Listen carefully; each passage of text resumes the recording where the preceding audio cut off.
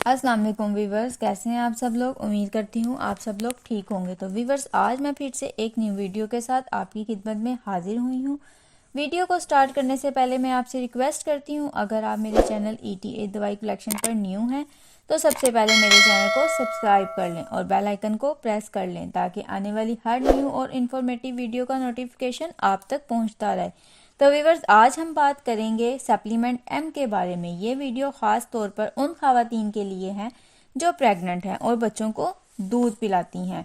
तो आपने मेरी वीडियो को एंड तक ज़रूर वॉच करना है। आपने मेरी वीडियो को बिल्कुल भी स्किप नहीं करना है क्योंकि ये वीडियो आपके लिए बहुत ही इन्फॉर्मेटिव वीडियो है। और सबसे पहले मैं आपको मुबारकबाद देती हूँ कि आप बाहैसियत खातून आप अपनी ज़िंदगी के खूबसूरत तरीन हिस्से को इंजॉय करने जा रही हैं। आपकी ज़िंदगी में ये 9 माह ना सिर्फ खूबसूरत तरीन हैं बल्कि अहम तरीन भी हैं। आपसे करीब तमाम लोगों को खुशगवार उम्मीदें पैदा हो जाती हैं और आपकी अपनी ज़िंदगी की ख्वाहिश भी यही होती है कि प्रेगनेंसी की तकमील और हासिल बेहतरीन हो।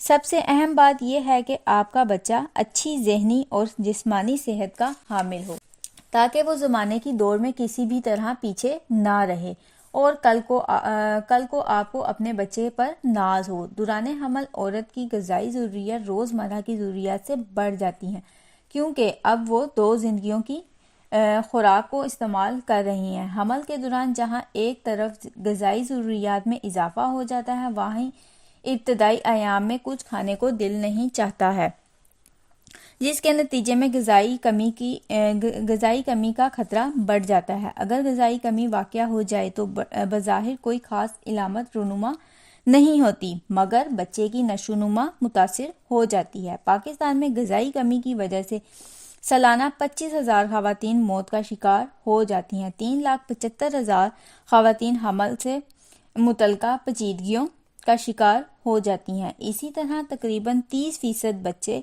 कम वज़न के साथ पैदा होते हैं। उनमें भी ज़िंदगी के पहले 2 माह में शरह अमवात बहुत ज़्यादा होती हैं।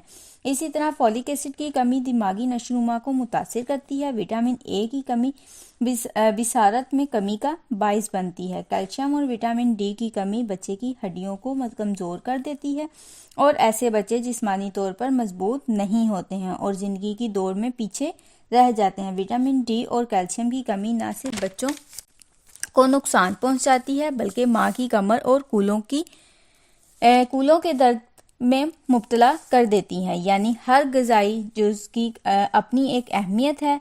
दौरान हमल आपको चाहिए कि अच्छी खुराक खाएं और सप्लीमेंट ज़रूर लें। फ्रूट्स का इस्तेमाल करें, फॉलिक एसिड यूज़ करें। आप अपनी डॉक्टर की एडवाइस के मुताबिक भी सप्लीमेंट यूज़ कर सकती हैं जिससे आप और आपका बच्चा सेहतमंद होगा। आपको प्रेगनेंसी में कोई कॉम्प्लिकेशंस का सामना नहीं करना पड़ेगा। तो उम्मीद करती हूँ आपको आज की मेरी ये वीडियो अच्छी लगी होगी। अगर आपको मेरी ये वीडियो अच्छी लगी है तो मेरी वीडियो को लाइक करें, शेयर करें और मेरे चैनल को सब्सक्राइब करें और बेल आइकन को ज़रूर प्रेस कर लें ताकि इसी तरह आपको आने वाली हर न्यू और इन्फॉर्मेटिव वीडियो का नोटिफिकेशन मिलता रहे। नेक्स्ट वीडियो तक के लिए मुझे इजाज़त दीजिए। अल्लाह हाफिज़।